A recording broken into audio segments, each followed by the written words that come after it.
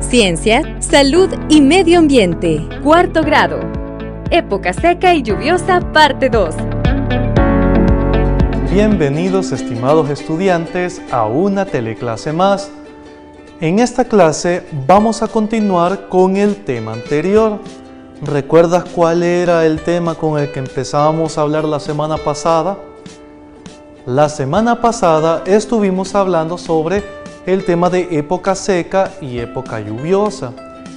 Claro, a lo mejor te quedaste con un poco de dudas de que no hablamos específicamente de época seca y lluviosa, sino más bien estuvimos hablando un poco sobre el clima y eventos meteorológicos. Era importante conocer todas esas temáticas antes de hablar de época seca y lluviosa. Lo que necesitaba principalmente que supieras de la clase anterior era la diferencia entre clima y eventos meteorológicos.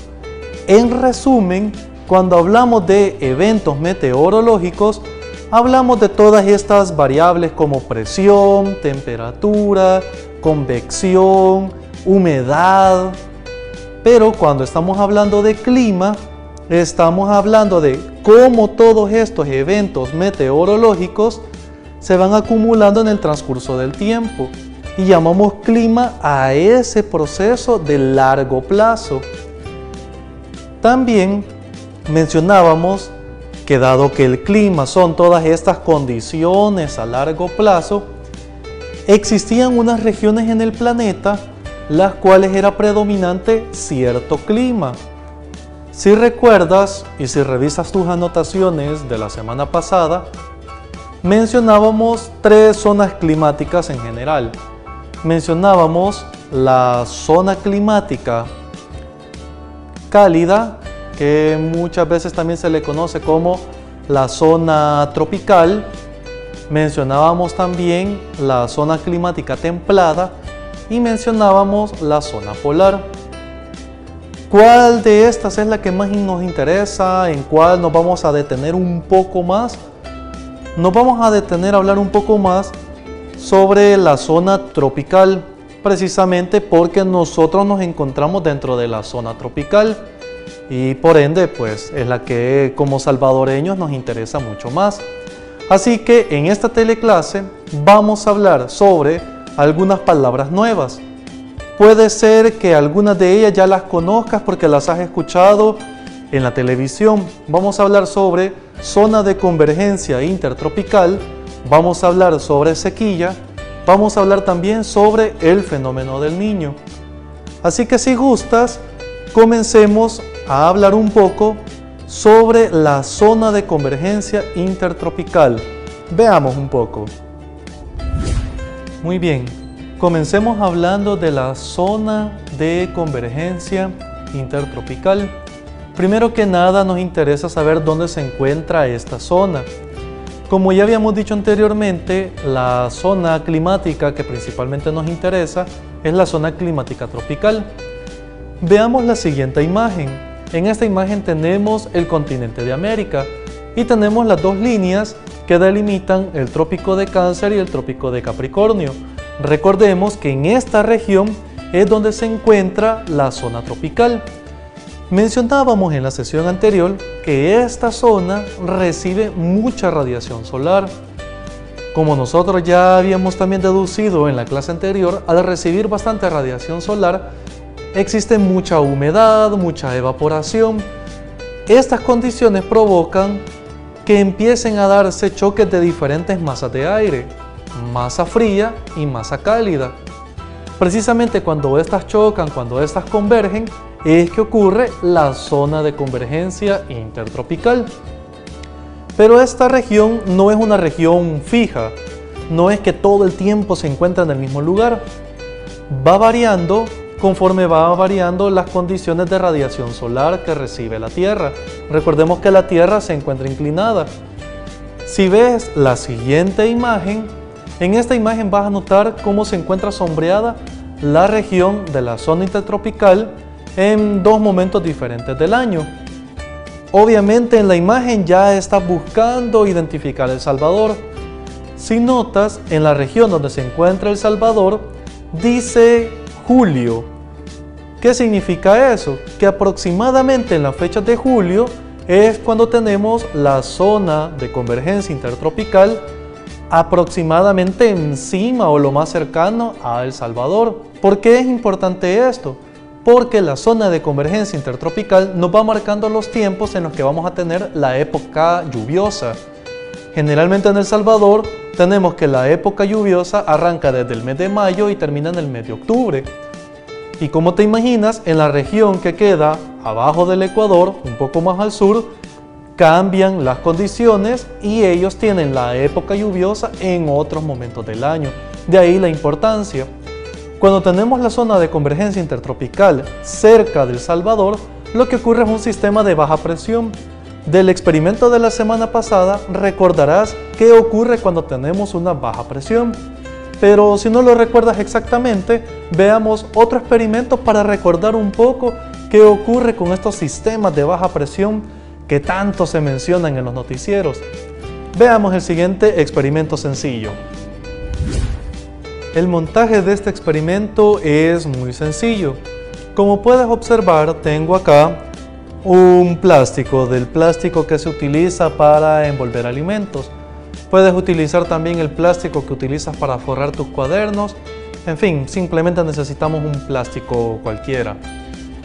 Aquí tengo agua que he teñido de color azul. Lo he hecho solo para que se pueda evidenciar un poco mejor. No es que sea necesario que tú lo tiñas de azul. ¿Qué voy a hacer con él? Voy a rociar ahorita sobre el plástico. Obviamente al hacer eso, como puedes ir notando, van formándose diferentes cúmulos de gotas. Vamos a rociar así. Y ahí tenemos muchas gotas dispersas. En algunas zonas se acumula más, en otras zonas se acumula menos. Ahora, recordemos que cuando estábamos mencionando la zona de convergencia intertropical, decíamos que se generaban condiciones favorables de baja presión. ¿Cómo afecta la baja presión para el fenómeno de las lluvias? Observa lo siguiente. Si yo tengo aquí todo a una misma presión, lo que tengo es una distribución aleatoria, una distribución cualquiera en la formación de gotas. ¿Qué ocurre si tengo una baja presión? Una baja presión es el equivalente como presionar con el dedo así. Si notas, al hacer eso, empiezan diferentes gotas a acercarse hacia esta región. Es decir, si tengo una condición de baja presión, la acumulación tiende a irse a la zona de baja presión. Por ende, si yo tengo, en el caso de la zona de convergencia intertropical, me genera condiciones favorables de baja presión, voy a tener más acumulación de nubes. Y como mencionamos en la sesión anterior, si tengo más acumulación de nubes, voy a tener una mayor probabilidad de que pueda llover. Es precisamente por eso que cuando la zona de convergencia intertropical está cerca del Salvador, tenemos condiciones favorables para llamar época lluvia. Entonces, con este experimento muy sencillo y que tú puedes replicar en tu casa, puedes notar que ocurre con un sistema de baja presión. Quizá ya te estás preguntando, bueno, ¿y si tenemos alta presión? Si tenemos una alta presión es el equivalente que yo haga lo siguiente. Vengo acá y lo levanto. Al levantarlo notarás cómo las gotas empiezan a alejarse de este sistema de alta presión. Esos son los momentos en el año donde tenemos los cielos bastante claros, donde no tenemos condiciones de lluvia, es decir, que estamos en época seca. Pero para seguir hablando un poco más de esto, de la época seca y lluviosa, pasemos a hablar sobre las diferentes condiciones o los diferentes tipos de sequía que podemos tener. Veamos lo siguiente. Cuando hablamos de sequías, podemos definir tres tipos de sequías. Podemos hablar de la sequía meteorológica, la sequía agrícola y también podemos hablar de la sequía hidrológica. ¿En qué consiste cada una de ellas? Primero, la sequía meteorológica. La sequía meteorológica prácticamente son esas condiciones del año en las que no llueve. términos generales, ¿verdad? Entonces, son precisamente esos periodos largos de tiempo que no tenemos ningún tipo de precipitación, no tenemos ningún tipo de lluvia. En algunos casos es considerado normal por precisamente la época seca que ocurre periódicamente cada año. Pero existen momentos en los cuales se puede prolongar esa cantidad de tiempo y por lo tanto ya podemos estar hablando de una sequía meteorológica. ¿Qué ocurre con la sequía agrícola? La sequía agrícola casi siempre está precedida por la sequía meteorológica, es decir, es la forma en la cual se ven afectados los cultivos precisamente por la falta de lluvia, generalmente. Entonces son aquellos periodos de tiempo donde muchos de los cultivos se empiezan a secar por falta de precipitaciones, por falta de lluvia, aunque también puede depender una sequía agrícola por la falta de disponibilidad del recurso hídrico. Entonces también la forma en la que se afecta todo el cultivo agrícola, ahí estamos hablando de sequía agrícola como tal. Y por último tenemos la sequía hidrológica. La sequía hidrológica tiene que ver con el agua que se encuentra almacenado entre las capas de la tierra. Generalmente esta agua que se encuentra almacenada lo conocemos como acuíferos. Y son estos acuíferos los que nos sirven para extraer agua para los pozos. También se utiliza mucho en la industria. Lo que ocurre es que estos acuíferos se están recargando constantemente con agua, pero si producto de la actividad humana extraemos más agua, la velocidad con la que la extraemos es mayor que la velocidad con la cual se está recargando, va a ocurrir que el acuífero se va a ir secando poco a poco, hasta llegar a un punto en el que ya no va a haber disponibilidad de recurso hídrico y por lo tanto vamos a hablar de sequía hidrológica. Estos tres tipos de sequía son muy importantes. Ahora veamos el caso contrario, el caso de las lluvias. Para hablar de lluvias, nos conviene un poco hablar sobre el fenómeno del Niño. Creo que es un fenómeno que ya has escuchado en más de alguna ocasión. Veamos el siguiente gráfico del planeta para que observes en qué consiste el fenómeno del Niño. Veamos la siguiente imagen. En la imagen puedes observar que le estamos haciendo especial énfasis al Océano Pacífico. Es decir, nos estamos centrando en la región que va desde América hacia Oceanía. ¿Qué es lo que debería de ocurrir normalmente o en condiciones en las cuales no está el fenómeno del Niño? Puedes ver en las flechas la dirección que siguen el viento. Vamos desde América hacia Oceanía.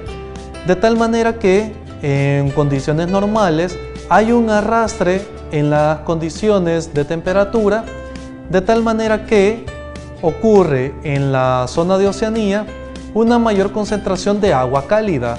Esas flechas que vas viendo es un movimiento de agua cálida que va hacia Oceanía.